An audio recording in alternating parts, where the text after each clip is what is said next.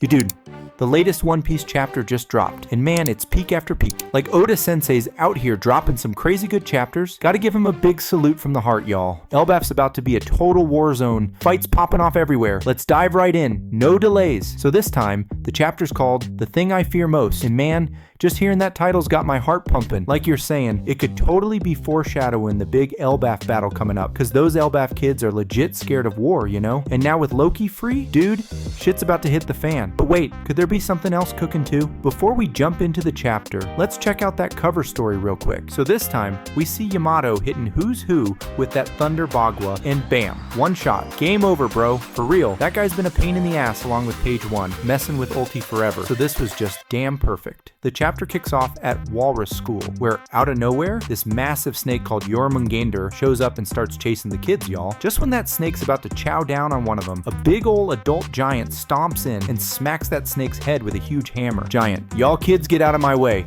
Then, in this freaking awesome double-page spread, Saul rolls up at the top of a branch and slams that snake with a wicked hockey punch, smashing it right into the ground, y'all. Saul, sorry I'm late, y'all. Get out of there, Kiba. Kamatsu Shiken. Kanji means demon-slaying punch, but the way it's said, Kimatsu Shiken sounds like final exam in Japanese. Pretty slick, right? The kids are just blown away, watching their teachers swoop in to save the day. We meet Kiba, the current Walrus school principal, and an old member of the Giant Warriors Pirates. This dude's got a face like a walrus, 2 long tusks, whiskers, the whole deal. Ain't clear yet if he's rocking a devil fruit or maybe half mink. Kiba's also swinging a huge hammer with 2 long spikes, looking like walrus tusks. Giant kids. Whoa, it's Mr. Principal and Mr. Saul. Mr. Principal was a warrior too? And that rumor about Mr. Saul being super strong? Dang, it's legit. They say he used to roll with the Navy. That's so freaking cool. Kiba. Aw, dang, my back's killing me. Thanks for the assist, Saul. Saul. Ain't no thang, bud. But what in tarnation is this snake? Then out of nowhere, Robin and Chopper pop up.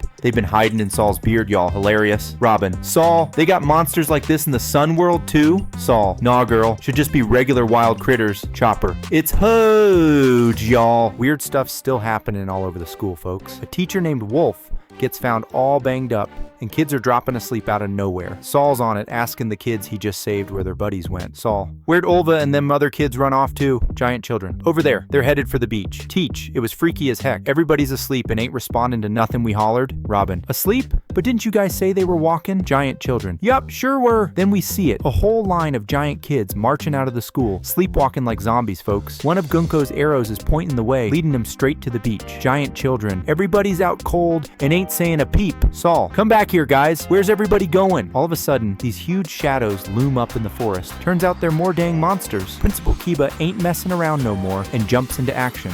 Kiba. Blow that horn, folks. Let the whole dang country know. Evacuate the school right now. We cut to the underworld, where Loki's standing tall in front of Luffy and the crew, gripping Ragnar in his hands. Even with all them injuries, this dude's looking just fine. Loki, you think you can hold back my power with one lousy Kairuseki cuff still on my leg? Man, that's naive. If you want to protect Elbaf, let me loose right now, and I'll show you folks here and now if this is just some empty bluff or the real deal. Sanji. What in the heck's this guy's problem? Loki. I'd hustle up if I was you guys. Keep blasting this thing and it's bound to hit something eventually. Them flames will spread fast. You know Elbaf's weak spot just as good as I do, don't ya? Get it through your heads. I got the power to wipe you all out. Hadruden. Stop it, Loki. Then in this downright epic double-page spread, Loki swings Ragnar like a baseball bat and smacks Treasure Tree Adam hard. Luffy, Zoro, Sanji, and the new giant warrior pirates are flat out stunned. Right as Loki nails the tree, a bolt of lightning crashes down from the sky, hitting the exact same spot where Ragnar connects. The lightning don't stop there. It zaps a chunk of the Atom Tree's branches when it drops, setting part of the Sun World ablaze. Down in the village, the giants at the party spot the flames kicking up.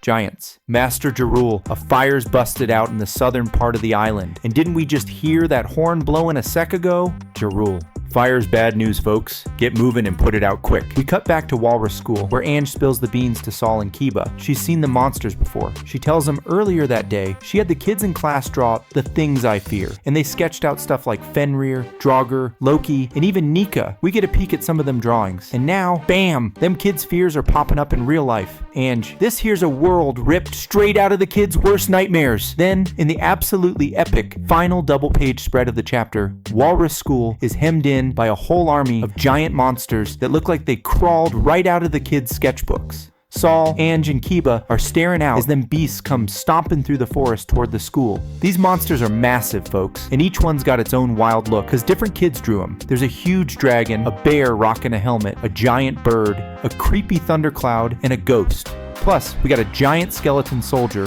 Draugr, a hulking wolf, Fenrir, a raging giant, Loki, and an evil warrior that matches Nika's picture from that Harley book. The chapter wraps up with Gunko, Summers, and Killingham watching it all go down from a distance. Shamrock's a no-show this time. Killingham: "Alright folks, everything's lined up just right." Summers: "Heck yeah, nice job, Killingham." Killingham: "The clock's ticking till them brats make it to the ships. You reckon they'll drag 'em back before time's up?" Summers: "Gee ha ha, love ain't nothing but hurting each other, pal." In the last panel, Summers turns to Gunko with a question. Summers: "Hey Gunko, you got anything you're scared of?" Gunko: "Nika." End of the chapter.